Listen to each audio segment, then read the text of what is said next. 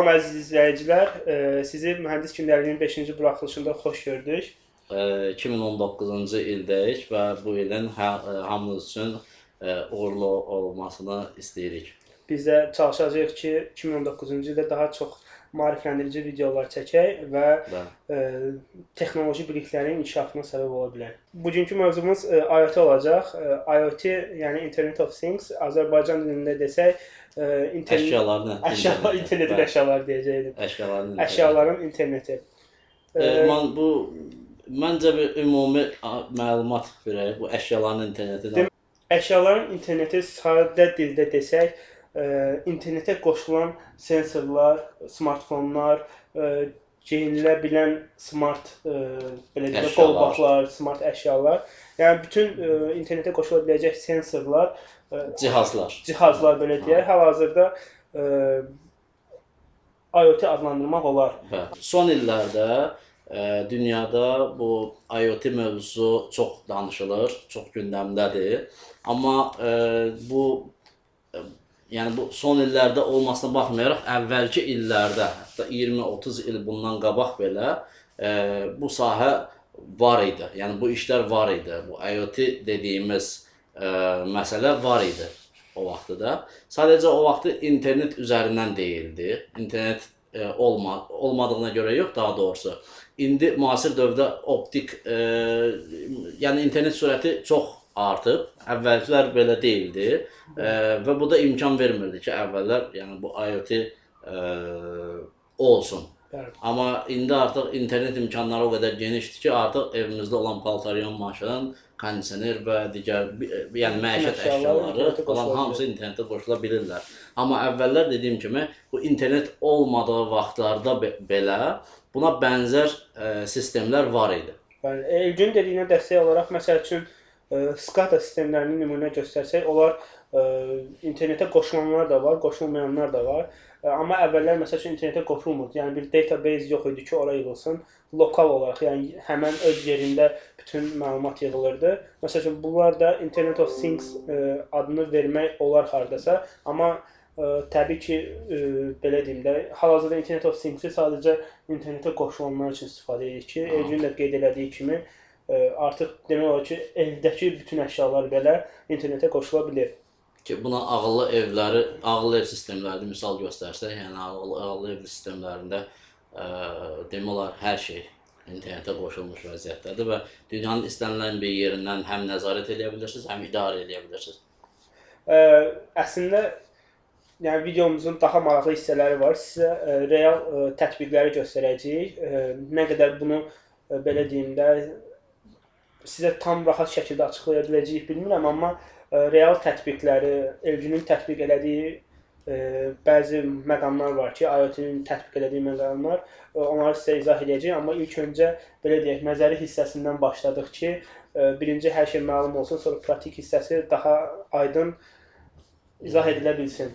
Bir də bu IoT-də istifadə olunur, yəni bayaq da bu məsələni vurğuladıq, IoT-də internet məsəl üçün əlaqəsi, internetin sürətli olması falan bu məsələlər vacibdir. Amma digər tərəfdən də burada təhlükəsizlik məsələləri də var.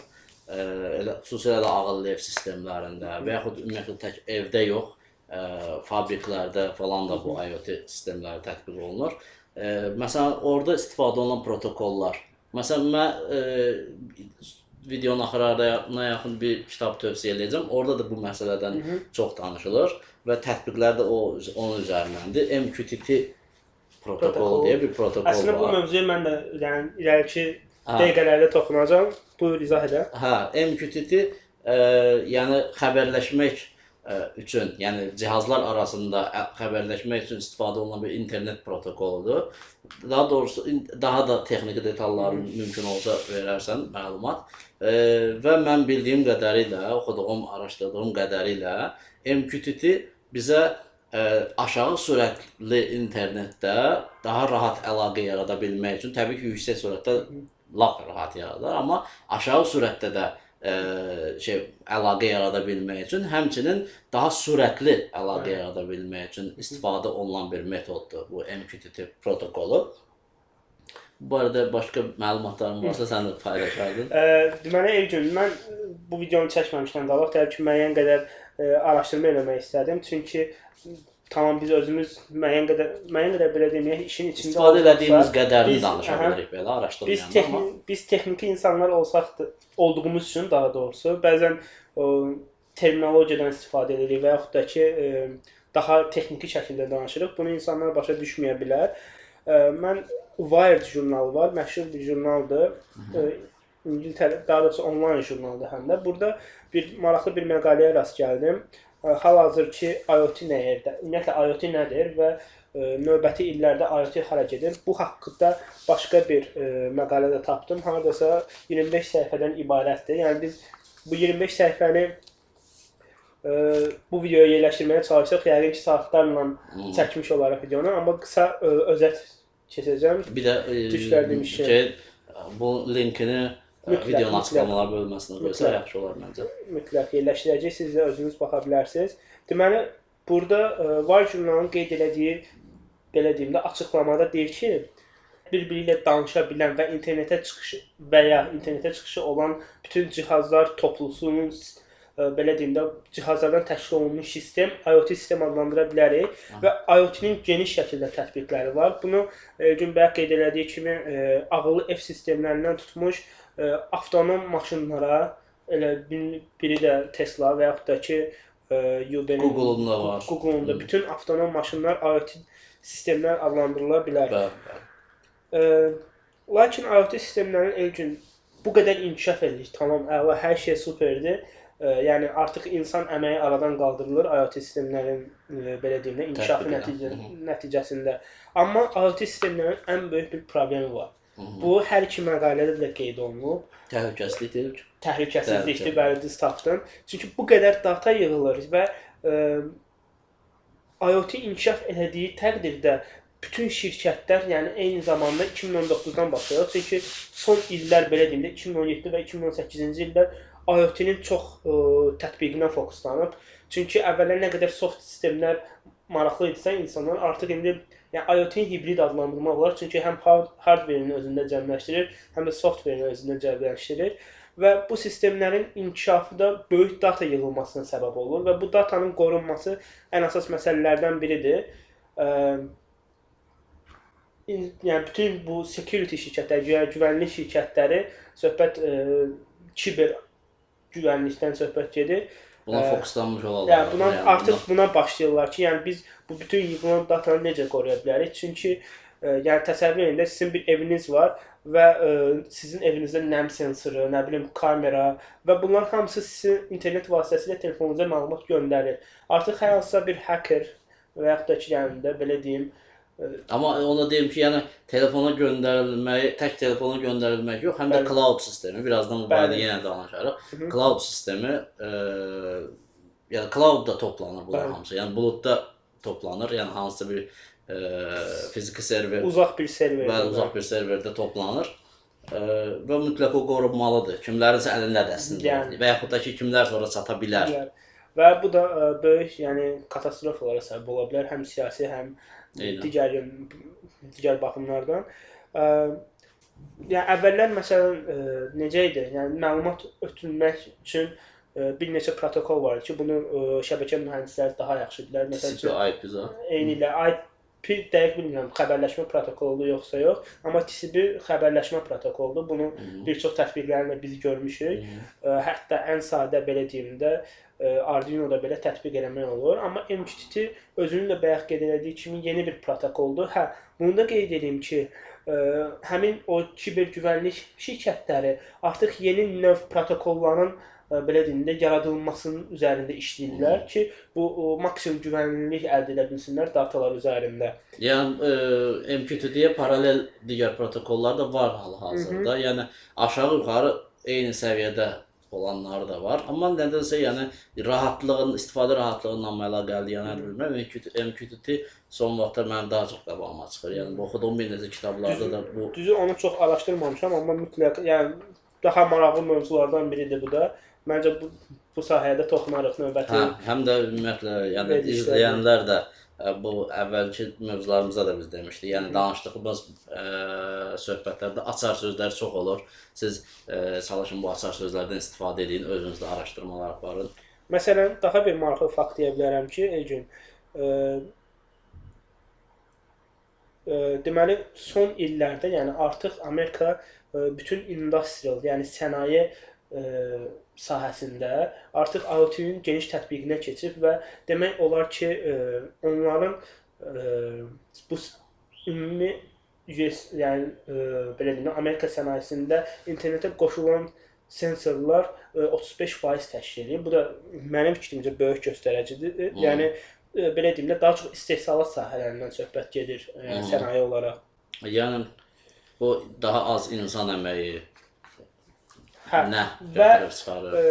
IoT-nin daha belə deyim rahatlıq verdiyi şeylərdən biri nədir? Siz artıq bütün prosesi, keçmişi və indiki vəziyyəti analiz edə bilirsiniz. Məsələn, sizin bir sayğacınız var, internetə qoşulu sayğacınız var. Məsələn, hansısa bir məhsulu sayan sayğac internetə qoşuludur və o hər bir gün ərzində, hər bir ay ərzində bütün məlumatları cloud, o dediyimiz bulut sisteminə yükləyir və siz başqa bir ölkədə olsanız belə istədiyiniz vaxt. Yəni bu bir nümunə idi və bir zavodda, bir fabrikdə yüzlərlə dəyişənlər var, dəyərlər var ki, siz onları davamlı şəkildə nəzarətdə saxlaya bilərsiniz. Eyni zamanda da öz istehsalınızı optimizasiya edə bilərsiniz. Yəni daha səmərəli necə eləmək olar, daha çox istehsal necə eləmək olar, daha keyfiyyətli necə istehsal eləmək olar. Bu bütün sahələrə tətbiq olunmalıdır. Yəni müştəri məmnuniyyəti necə daha çox müştəri məmnuniyyətinə daha çox necə çatmaq olar. Yəni qısacası siz bütün prosesə nəzarət edə bilirsiniz. Məsələn, bax, mən internetdə bütün qrafik şəkildə görə bilirəm ki, cloud sistemləri buna icazə verir ki, mən məsələn keçən həftə ərzində nə qədər məhsul belə deyim də istehsal eləmişəm, neçəsi xarab çıxıb, neçəsi yaxşı çıxıb, neçəsi geri qaytarılıb və s. Yəni bütün bu sistemlər bizə rahatlıqla imkan verir ki, bütün o istehsal və satış prosesini nəzarət edək. Qafam maraqlı. Bu ən çox bir də deyim ki, bu təhlükəsizlik problemlərinin ən çox belə deyim də mərkəzdə olan mövzu olması 2020-yə gözlənilir ki, 2020-də yəni bu kiber təhlükəsizlik, IoT-nin kiber təhlükəsizlik məsələlərinə daha çox fokuslanacaq şirkətlər. Çünki həndəsi silsilə ilə data artır. Bəlkə də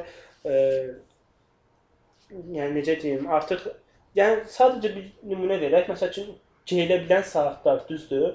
Qolumuzdakı saatlar. Eynilə. Yəni bizim bu biz tez-tez yoxlasaq ürək döyüntümüzü. Yəni artıq həmin şirkət bilir ki, bu insanın neçə yaşı var, boyu neçə santimetrdir, çəkisi nə qədərdir. Məsəl üçün hər gün ürək döyüntünüzü ölçsək, baxacaq ki, günorta hər gün bu ürək döyüntüsünü ölçür və ortalama ürək döyüntüsü bunun 75-dir və bütün bizim haqqında bu məlumatları əldə etmiş olur və bilmirəm onu artıq istifadə edirlər yoxsa yox, amma biz insanlar olaraq yeni texnologiyanın istifadəsinə çox maraqlı olduğumuz üçün bu tipli şeyləri çox da göz önündə bulundurmuruq tüklər demişkən. Yəni istifadə etməklərinə narazılığım yoxdur mənim.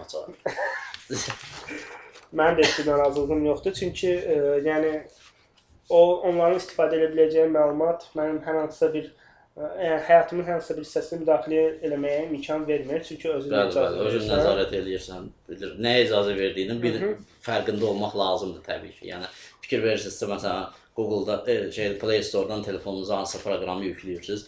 Orada hamısını soruşur. Məsələn, bu kontaktları görəcək, qaleriyanı görəcək, nə bilim, sizin adınızdan paylaşım eləyəcək və s. və s. Orada hamısını göstərirsiniz. Hansındansa razı olmasanız, yəni sizin iqtidarınızdadır da bu, yəni istədiyiniz kimi ayarlaya bilərsiniz. İlgin, daha bir maraqlı nöqtəyə toxunacağam. Deməli, IoT-nin inkişafına ən böyük təkan verəcək şeylərdən biri də, yəni yoldadır artıq, düzdür, hələ belə consumer istifadəsində, yəni istifadəçilərə təqdim olunmayıb, yəni bunu heç bir adi insan istifadə eləyə bilmir. Elmi araşdırma kimi gedir hələ ki, laboratoriyalarda. Elmi araşdırma kimi də gedir, amma artıq istifadə olunur, yəni yoxlanılır belə deyim. bu 5G-nin olmasıdır. Hı -hı. Yəni bildiyimiz kimi biz hal-hazırda 4G, LTE texnologiyasından istifadə edirik. Yəni siz təsəvvür edin ki, 3G olanda internetə necə daxil olurdunuz və 4G olanda necə daxil olursunuz. Hal-hazırda isə 5G yaradılır və üzərində böyük araşdırmalar gedir. 5G soruşsan ki, nəyə xidmət edəcək? Deməli, IoT-nin tətbiqində maraqlı hissələrdən biri də virtual reallıqdır. Yəni augmented reality və yaxud da ki, virtual reality. Artıq mühəndisdə xüsusilə də qeyd olunur ki, mühəndisdə hər hansı bir sahədə problemin baş verməsi nəticəsində, yəni internet sürəti çox olduğuna görə, çox sürətli olduğuna görə artıq mühəndislər anındaca müdaxilə edə biləcəklər virtual reality-nə və yaxud da ki, nəzərdən keçirə biləcəklər hər bir hissəsini. Düzdür, bu sahədə oxumadım, çünki bu ayrıca bir sahədir artıq virtual reallıq, amma IoT haqqı, yəni IoT ilə belə əməkdaşlığı olacaq virtual reality-nin ki, təsəvvür elədim. Təsəvvür etdirə bilməsəm də təsəvvür elədim. Artıq o kinolarda gördüyümüz hissələrə yaxınlaşırıq. Məsəl üçün, o adi şüşələri vurub ekranı, belə deyim də, 3D modellərini görmək və yaxud da ki, onları parçalı tərzdən quraşdırmaq eyni prosesində orada getdiyi kimi. Məsələn, bunun ən gözəl nümunələrindən biri Iron Man-dir. Baxımsan o kinoda, hə, orada vurur, orada da robotlar anındaca həmin şeyi yaradırlar. Yəni biz ora çox uzaqda deyilik. Yəni mən çox sevirəm bu kinoları, yəni bilim qurğu kinolarını xoşlayıram və ola bilər kimsə baxanda ona başdan ayağa fantastik kino kimi görsün. Amma yəni baxanda mən hardasa 70%-dən çoxunu reallıqdır. Yəni əslində özdə çox tez əl çatan mövzulardır yəni. Hətta Egün, mən bu sahədə həmişə belə bir söz işlədirəm ki, insan xəyal edə biləcəyi hər şeyi əldə edəcək. Yəni artıq bu kinolarda çəkilib və xəyal edilə bilirsə, bu tez bir zamanda mümkün olacaq. Çünki bir vaxtlar 20 il öncəsində məsəl üçün uçan maşınlar haqqında kinolar çəkilirdisə və s. hazırda mümkündür. Düzdür, o haqqda da danışaraq gələcək verilişlərdə ki, bu niyə istifadə olunmur. Yəni bu qədər məncə, yəni teorik hissəsinin kifayət qədər də olmasa əlimizdən gəldiyi qədər çatdırdıq. İndi isə praktiki tətbiqlərə keçə bilərik. Məsəl üçün cloud-dan danışaq. Cloud, bayaqdan cloud dedik, bulut texnologiyası. Qısaca biraz da açıqlamaq lazımdırsa, belə bir şey deyək. Yəni, cloud mütləq bir fiziki server olmalıdır. Yəni, siz cloud, məsələn, cloud deyəndə, yəni Google Drive, OneDrive, Dropbox kimi cloud sistemləri var.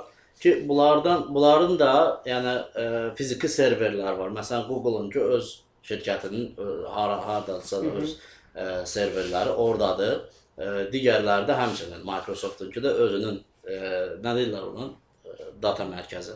Data mərkəzi. Orada olur serverlər. Yəni, biz OneDrive-a və yaxud Google Drive-a hər hansı bir faylımızı, şəklimizi, videomuzu yükləyib orada saxlayanda mütləq o Google-un serverində, fiziki olaraq serverində olur orada.